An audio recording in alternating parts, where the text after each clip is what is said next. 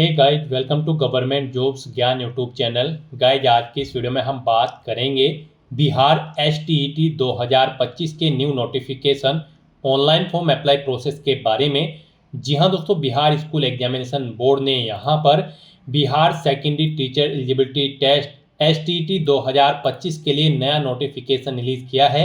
कैसे आप इस एग्जाम में पार्टिसिपेट करने के लिए अपने फॉर्म अप्लाई कर सकते हो बिना कोई मिस्टेक किए हुए, इसकी पूरी जानकारी हम आपको स्टेप बाय स्टेप रजिस्ट्रेशन से लेकर प्रिंट तक इस वीडियो में देंगे। बस आपको इस वीडियो को स्किप के बिना शुरू से लेकर एंड तक देखना है। उसके बाद वीडियो पसंद आए तो इसे लाइक और शेयर कर दें। चैनल पर नए हो तो इसे सब्सक्राइब कर लें। साथ ही साथ आपको यहाँ पर फॉर्म अप्लाई करते हुए जो भी प्रॉब्लम फेस हो रही है, उन सभी का हल आपको इस वीडियो में मिल जाएगा। तो बिना कोई वक्त गंवाए चलिए शुरू करते हैं। आपको इस वीडियो के डिस्क्रिप्शन बॉक्स में हमारी वेबसाइट IND-sarkari-naukri.in के इस पेज का लिंक मिल जाएगा। यहाँ पर आपको इस एग्जाम के रिगार्डिंग सभी डिटेल्स प्रोवाइड कर दी गई है। बिहार स्कूल एग्जामिनेशन बोर्ड ने secondary teacher eligibility test STET 2025 के लिए नया नोटिफिकेशन रिलीज कर दिया है। अब आप यहाँ पर इस एग्जाम में पार्टिसिपेट करने के लिए 11 सितंबर 2025 से 19 सितंबर 2025 तक अपने फॉर्म अप्लाई कर सकते हो। पहले ये डेट अप्लाई करने की 8 सितंबर 2025 से 25 सितंबर 2025 थी, लेकिन इनको चेंज करके यहाँ पर अब 11 सितंबर 2025 स्टार्टिंग डेट और 19 सितंबर 2025 लास्ट डेट कर दी गई है। एग्जाम आपकी 4 से 25 अक्टूबर 2025 के बीच ही होंगे। रिजल्ट आपका 1 नवंबर 2025 को घोषित कर दिया जाएगा। यहाँ पर ये डेट की एक नई न्यूज आई है, ऑफिशियल न्यूज। मनोज मालयानी ने यहाँ पर ट्वीट करके बताया है। अक्सर इनके सभी ट्वीट्स एक्यूरेट होते हैं, सही इन्फॉर्मेशन ये बिहार की सभी भर्तियों के रिगार्डिंग प्रोवाइड कराते हैं। तो इन्होंने ट्वीट करके यहाँ पर बताया है कि यहाँ पर आपकी जो अब बिहार STET 2025 परीक्षा है, उसके लिए फॉर्म 11 सितंबर 2025 से 19 सितंबर 2025 के बीच में भरे जाएंगे। एग्जाम आपका 4 से 25 अक्टूबर के बीच ही होगा। जो पहले एग्जाम डेट थी वो यहाँ पर सेम है। अब यहाँ पर इस परीक्षा में TRE-4 में भी TRE-4 के कैंडिडेट भी पार्टिसिपेट कर सकते हैं। जी हाँ दोस्तों, STET की परीक्षा TRE-4 में STET अभ्यर्थियों के शामिल होने की संभावना है। इसको देखते हुए यहाँ पर ये डेट्स चेंज की गई है। तो यहाँ पर अब आप 11 से 19 सितंबर 2025 तक अपने बिहार STET 2025 के लिए फॉर्म अप्लाई कर सकते हो। क्वालिफिकेशन की अगर बात करें तो फर्स्ट पेपर के लिए यहाँ पर आपके पास बैचलर डिग्री होनी चाहिए रिलेटेड सब्जेक्ट के अंतर्गत 50% मार्क्स के साथ, और आपका BEd एग्जाम पास आउट होना जरूरी है। और यहाँ पर अगर आप पेपर सेकंड के लिए अप्लाई कर रहे हैं सीनियर सेकेंडरी के, तो आपके पास मास्टर डिग्री होनी चाहिए रिलेटेड सब्जेक्ट में 50% मार्क्स के साथ, और BEd एग्जाम या फिर BA BEd या फिर BSc BEd exam pass out होना आपका जरूरी है। आयु यहाँ पर आपकी 21 से 37 साल होनी चाहिए। फीमेल के लिए मैक्सिमम आयु सीमा 40 साल है। फीस की अगर बात करें तो सिंगल पेपर के लिए यहाँ पर जनरल OBC EWS कैंडिडेट के लिए 960 रुपये फीस रहेगी। SC ST PH कैंडिडेट के लिए 760, और अगर आप दोनों पेपर के लिए अप्लाई कर रहे हैं तो फिर जनरल OBC EWS के लिए 1440 फीस है। SC ST PH के लिए 1140 फीस है अगर आप दोनों पेपर के लिए अप्लाई कर रहे हैं। फीस का अमाउंट आप ऑनलाइन मोड से जमा करा सकते हो। सिलेक्शन आपका STET 2025 एग्जाम की परफॉर्मेंस के आधार पर होगा। आप ऑनलाइन अप्लाई कर सकते हो। उसके लिए आपको इस पेज को नीचे स्क्रॉल डाउन करते हुए इंपॉर्टेंट लिंक सेक्शन में आना है। ऑफिशियल नोटिफिकेशन PDF लिंक पर क्लिक करके इस एग्जाम के नोटिफिकेशन को ओपन कर लेना है और उसमें से आपको पूरी डिटेल रीड कर लेनी है। फिर आपको अप्लाई करना है। उसके लिए आपको अप्लाई ऑनलाइन का लिंक दिया गया है। जैसे ही आप इस लिंक पर क्लिक करेंगे तो आपके सामने यहाँ पर बिहार विद्यालय परीक्षा समिति का ये ऑफिशियल पोर्टल ओपन होगा। गाइस, यहाँ पर अगर आपने पहले से रजिस्ट्रेशन कर रखा है तो आपको अपना मोबाइल नंबर एंटर करना है, अपना पासवर्ड आपको यहाँ पर एंटर करना है, और लॉगिन की स्टेप पर क्लिक करके अपने डैशबोर्ड में लॉगिन करके आपको अपना फॉर्म अप्लाई कर देना है। और अगर आप इस टेस्ट में फर्स्ट टाइम अप्लाई करने जा रहे हो तो सबसे पहले यहाँ पर आपको अपना रजिस्ट्रेशन करना होगा। उसके लिए यहाँ पर आपको न्यू कैंडिडेट के सामने रजिस्टर न्यू कैंडिडेट इस लिंक पर क्लिक करना है। उसके बाद आपके सामने यहाँ पर रजिस्ट्रेशन का फॉर्म ओपन होगा। यहाँ पर आपको अपनी बेसिक डिटेल्स प्रोवाइड करानी है। सबसे पहले आपको अपना नाम एंटर करना है, उसे एक बार फिर से एंटर करके कंफर्म कर लेना है। उसके बाद आपको अपनी ईमेल आईडी यहाँ पर एंटर करनी है, अपना मोबाइल नंबर आपको एंटर करना है, अपना पासवर्ड यहाँ पर आपको एंटर करना है। पासवर्ड यहाँ पर आपका अल्फा न्यूमेरिक फॉर्मेट में होना चाहिए। मींस आपके पासवर्ड में एक अपर केस कैरेक्टर, एक लोअर केस कैरेक्टर, एक इंटीजर नंबर और एक स्पेशल कैरेक्टर जैसे कि @ या फिर डॉलर होना चाहिए। इस फॉर्म में आपको अपना पासवर्ड क्रिएट करना है। वही पासवर्ड आपको यहाँ पर कंफर्म पासवर्ड फील्ड में एंटर करके उसे कंफर्म कर लेना है। उसके बाद आपको रजिस्टर की स्टेप पर क्लिक करना है। उसके बाद आपके रजिस्टर्ड मोबाइल नंबर पर एक ओटीपी आएगा, वो ओटीपी आपको यहाँ पर एंटर करना है और फिर दोबारा से आपको रजिस्टर की स्टेप पर क्लिक कर देना है। उसके बाद आपके सामने लॉगिन का इंटरफेस ओपन होगा। अब यहाँ पर आपको अपना मोबाइल नंबर एंटर करना है, अपना पासवर्ड आपको एंटर करना है जो पासवर्ड आपने क्रिएट किया था और फिर आपको लॉगिन की स्टेप पर क्लिक करके अपने डैशबोर्ड में लॉगिन कर लेना है और फिर अपना फॉर्म अप्लाई करना है। नेक्स्ट आपके सामने कुछ इस तरह से इंटरफेस ओपन होगा। अब यहाँ पर आपको अपनी पर्सनल डिटेल्स प्रोवाइड करानी है। सबसे पहले यहाँ पर आपको सिलेक्ट करना होगा कि आप पेपर फर्स्ट के लिए अप्लाई कर रहे हैं या फिर पेपर सेकंड के लिए या फिर दोनों पेपर के लिए। आप अपनी चॉइस के अकॉर्डिंग यहाँ पर ऑप्शन सेलेक्ट करें। गाइस यहाँ पर अब आपको अपना डिस्ट्रिक्ट सिलेक्ट कर लेना है अगर आप बिहार स्टेट से हैं, और अगर आप बिहार स्टेट से बाहर के कैंडिडेट हैं, किसी और स्टेट के हैं, तो यहाँ पर आपको अदर स्टेट ऑप्शन सेलेक्ट करना है। यहाँ पर आपको बता दिया गया है बिहार से बाहर के कैंडिडेट यहाँ पर अदर स्टेट ऑप्शन सेलेक्ट करेंगे। उसके बाद यहाँ पर आपको ऑटोमेटिकली नो शो कर दिया जाएगा।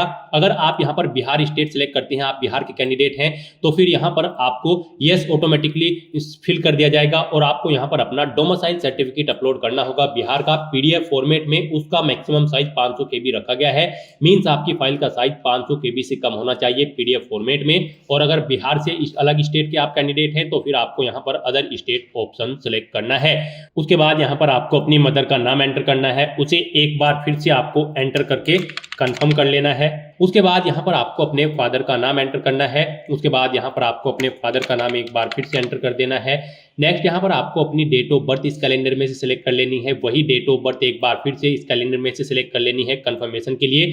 फिर यहाँ पर आपकी करंट आयु सीमा इन डेज के अकॉर्डिंग कैलकुलेट होकर आ जाएगी। उसके बाद यहाँ पर आपको अपना जेंडर सिलेक्ट करना है।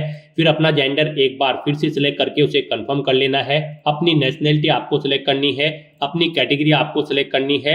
अगर आप यहाँ पर रिजर्व कैटेगरी से बिलोंग करते हो तो फिर यहाँ पर आपको एक बार फिर से अपनी कैटेगरी यहाँ पर आपको सिलेक्ट करनी होगी कंफर्मेशन के लिए। अगर आप रिजर्व कैटेगरी से बिलोंग करते हो तो फिर यहाँ पर आपको अपना कैटेगरी सर्टिफिकेट अपलोड करना है पीडीएफ फॉर्मेट में। उसका साइज 500 KB से कम होना चाहिए। आपको अपलोड के इस बटन पर क्लिक करना है, फाइल को सिलेक्ट करना है और अपना कैटेगरी सर्टिफिकेट यहाँ पर आपको अपलोड कर देना है।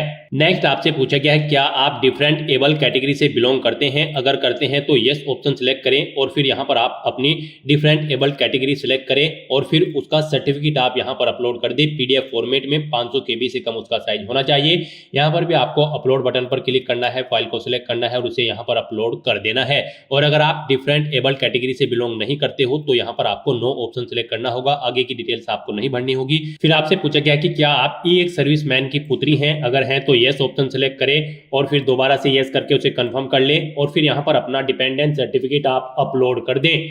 और अगर आप नहीं हैं तो यहाँ पर आपको नो ऑप्शन सिलेक्ट करना है। 2 बार आपको नो ऑप्शन सिलेक्ट करना होगा कंफर्मेशन के लिए। उसके बाद आपसे पूछा गया है कि क्या आपके पास उर्दू एक सब्जेक्ट के तौर पर था।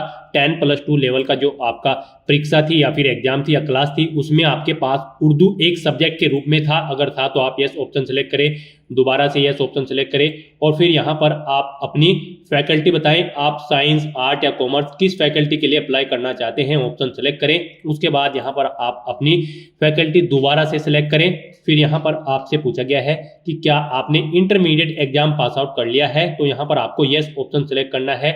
और अगर आप नो ऑप्शन सिलेक्ट करते हैं तो फिर यहाँ पर आपका 2025 में अपीयरिंग होना जरूरी है, यानी कि 2025 में जो कैंडिडेट इंटरमीडिएट में अपीयर्ड है वो कैंडिडेट भी यहाँ पर अप्लाई कर सकते हैं। आपको उसकी डिटेल देनी होगी। और अगर यहाँ पर आप यस ऑप्शन सेलेक्ट करते हैं तो फिर यहाँ पर आपको अपनी एजुकेशनल क्वालिफिकेशन की डिटेल देनी है। एजुकेशनल क्वालिफिकेशन में आपको सबसे पहले अपनी 10वीं क्लास की डिटेल प्रोवाइड करानी है। तो यहाँ पर अब आपको अपनी एजुकेशनल क्वालिफिकेशन की डिटेल देनी है। सबसे पहले आपको अपनी 10वीं क्लास की डिटेल प्रोवाइड करानी है। यहाँ पर आप सबसे पहले दे अपने बोर्ड का नाम, किस बोर्ड से आपने अपनी 10वीं क्लास पास आउट की है। फिर आप यहाँ पर अपना रोल कोड एंटर करें, अपना रोल नंबर एंटर करें, पासिंग ईयर आप सेलेक्ट करें, किस ईयर में आपने अपनी 10वीं क्लास पास आउट की है। उसके बाद यहाँ पर आपने कितने मार्क्स ऑब्टेन किए हैं वो आप एंटर करें, कौन सी डिवीजन है, फर्स्ट, सेकंड या थर्ड, ऑप्शन सेलेक्ट करें। परसेंटेज बताएं कितने परसेंट मार्क्स आपने ऑब्टेन किए हैं। परसेंटेज एंटर करने के बाद यहाँ पर आपको अपना 10वीं क्लास का सर्टिफिकेट या फिर रिजल्ट अपलोड करना है पीडीएफ फॉर्मेट में। उसका साइज 500 KB से कम होना चाहिए। आप अपलोड फाइल पर क्लिक करें, फाइल को सिलेक्ट करें और उसे यहाँ पर आप अपलोड कर दें। व्यू के लिंक पर क्लिक करके आप देख सकते हो। डिलीट करना चाहते हो तो डिलीट के इस ऑप्शन पर क्लिक करके आप डिलीट कर सकते हो। 10वीं की डिटेल फिल करने के बाद आपको ऐसे ही 12वीं क्लास की डिटेल फिल करनी है। यहाँ पर आप सबसे पहले बोर्ड का नाम दें, किस बोर्ड से आपने अपनी 12वीं क्लास की है। फिर आप अपना रोल कोड एंटर करें, अपना रोल नंबर एंटर करें, पासिंग ईयर आप यहाँ पर सिलेक्ट करें, कब आपने अपनी 12th क्लास पास आउट की है। उसके बाद यहाँ पर आपने कितने मार्क्स ऑब्टेन किए हैं वो एंटर करें, कौन सी डिवीजन है, first second third option select करें, कितने परसेंट मार्क्स आपने ऑब्टेन किए हैं वो आप एंटर करें और उसके बाद यहाँ पर आपको अपना 12वीं क्लास का रिजल्ट या फिर सर्टिफिकेट भी अपलोड कर देना है। ये भी पीडीएफ फॉर्मेट में होना चाहिए, 500 KB से कम उसका साइज होना चाहिए। यहाँ पर एजुकेशनल क्वालिफिकेशन की अगर बात करें तो पेपर फर्स्ट में पार्टिसिपेट करने के लिए आपके पास बैचलर डिग्री होनी चाहिए रिलेटेड सब्जेक्ट के अंतर्गत 50% मार्क्स के साथ और आपका बीएड एग्जाम पास आउट होना जरूरी है। और पेपर सेकंड जो कि सीनियर सेकेंडरी का होगा उसमें पार्टिसिपेट करने के लिए आपके पास मास्टर डिग्री होनी चाहिए रिलेटेड सब्जेक्ट में, यानी कि जिस सब्जेक्ट की टीचिंग की पोस्ट के लिए आप अप्लाई करने जा रहे हैं 50% मार्क्स के साथ प्लस आपके पास बीएड एग्जाम पास आउट होना जरूरी है या फिर बीए बीएड या फिर बीएससी बीएड पास आउट होना आपका जरूरी है यहाँ पर इन एग्जाम में पार्टिसिपेट करने के लिए। तो इसी तरह से यहाँ पर आपको अपनी ग्रेजुएशन या फिर पोस्ट ग्रेजुएशन की डिटेल भी ऐड कर देनी है। उसके बाद यहाँ पर आपको अपना परमानेंट एड्रेस एंटर करना है, फिर आपको अपना कोरोस्पोंडेंस एड्रेस एंटर करना है और अगर आपका कोरोस्पोंडेंस एड्रेस आपके परमानेंट एड्रेस के अकॉर्डिंग सेम है तो आप यहाँ पर इस चेकबॉक्स को ओके करें, permanent and correspondence address are same.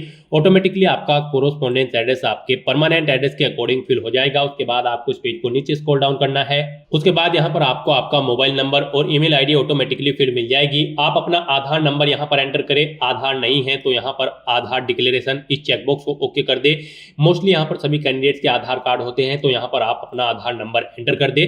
उसके बाद यहाँ पर आपको अपना फोटोग्राफ और सिग्नेचर अपलोड करने हैं। आपका फोटो यहाँ पर 20 KB से 100 KB के बीच में होना चाहिए जेपीजी फॉर्मेट में। साइज उसका 3.5 सेंटीमीटर इंटू 4.5 सेंटीमीटर होना चाहिए। ऐसे ही यहाँ पर आपके सिग्नेचर 4 सेंटीमीटर इंटू 2 सेंटीमीटर उनका साइज होना चाहिए। 10 KB से 50 KB के बीच में होने चाहिए, जेपीजी फॉर्मेट में होने चाहिए। यहाँ पर भी आपको अपलोड की स्टेप पर क्लिक करना है, फाइल को यहाँ पर आपको सिलेक्ट करना है और उसे यहाँ पर अपलोड कर देना है। ऐसे ही यहाँ पर आपको अपने सिग्नेचर अपलोड कर देने हैं। गाइस जैसा कि हमने आपको स्टार्टिंग में ही बताया था कि कौन सी वो मिस्टेक है जिसे करने से आपके एप्लीकेशन फॉर्म रिजेक्ट हो सकते हैं, तो यहाँ पर आपको अपना फोटो सिग्नेचर दी गई गाइडलाइंस के अकॉर्डिंग अपलोड करना होगा, नहीं तो आपके ये फोटो सिग्नेचर यहाँ पर अपलोड नहीं होंगे और अगर हो भी गए तो यहाँ पर आपका एप्लीकेशन फॉर्म रिजेक्ट कर दिया जाएगा। अगर आप इनके अलावा किसी और गाइडलाइन के थ्रू आप अपना फोटो सिग्नेचर अपलोड करते हैं तो यहाँ पर आपको दी गई गाइडलाइंस के अकॉर्डिंग अपना फोटो सिग्नेचर अपलोड करने हैं। उसके बाद आपको चेकबॉक्स को ओके करना है, पेज को नीचे स्क्रॉल डाउन करना है और सेव के इस बटन पर क्लिक करके अपनी इन सभी डिटेल्स को आपको सेव कर देना है। सेव के इस बटन पर क्लिक करने के बाद आपके सामने यहाँ पर मैसेज शो हो जाएगा, आपका एप्लीकेशन फॉर्म सक्सेसफुली सबमिट हो चुका है। उसके बाद आपको डाउनलोड रजिस्ट्रेशन फॉर्म इस ऑप्शन पर क्लिक करना है। आपके सामने आपका एप्लीकेशन फॉर्म शो हो जाएगा। आपको सभी डिटेल्स केयरफुली चेकआउट करनी है,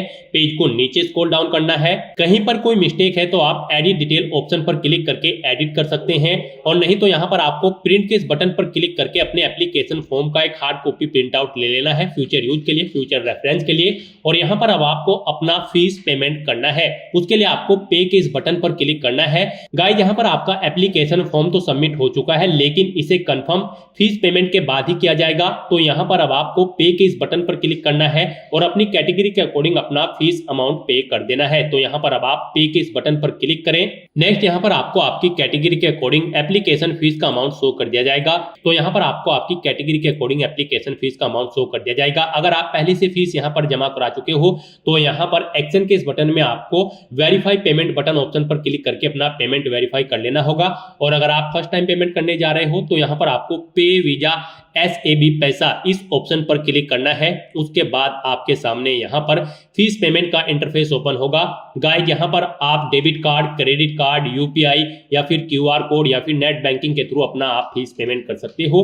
अगर यहाँ पर आप UPI QR code option select करते हैं तो आपके सामने यहाँ पर कुछ इस तरह से इंटरफेस ओपन होगा। अब आप generate UPI QR code option पर क्लिक करें, फिर यहाँ पर आपके सामने आपका QR कोड शो कर दिया जाएगा। आप इसे स्कैन करके अपना फीस पेमेंट कर दें। आपके पास यहाँ पर 6 मिनट का टाइम है फीस पेमेंट करने के लिए। आप इस QR कोड को अपने फोन में अपने UPI एप्लीकेशन में स्कैन करें और अपना फीस पेमेंट कर दें। फीस पेमेंट करने के बाद आपको अपने डैशबोर्ड में आकर एक्नॉलेजमेंट स्लिप के इस ऑप्शन में वेरीफाई पेमेंट ऑप्शन पर क्लिक करके अपना पेमेंट वेरीफाई कर लेना है और फिर आपको अपनी एप्लीकेशन फीस और एप्लीकेशन फॉर्म का एक एक्नॉलेजमेंट स्लिप का हार्ड कॉपी प्रिंट आउट ले लेना है फ्यूचर यूज के लिए, फ्यूचर रेफरेंस के लिए। और गाइस यहाँ पर अगर आप अपना पासवर्ड चेंज करना चाहते हैं तो आप चेंज पासवर्ड ऑप्शन पर क्लिक करके अपना पासवर्ड भी चेंज कर सकते हैं। तो दोस्तों ऐसे आप बिहार STET 2025 के लिए अपने फॉर्म अप्लाई कर सकते हो बिना कोई मिस्टेक किए हुए। आज की इस वीडियो में बस इतना ही। आई होप ये वीडियो आपको पसंद आई होगी। अगर पसंद आई हो तो इसे लाइक और शेयर करें। चैनल पर नए हो तो इसे सब्सक्राइब कर लें। Thanks for watching.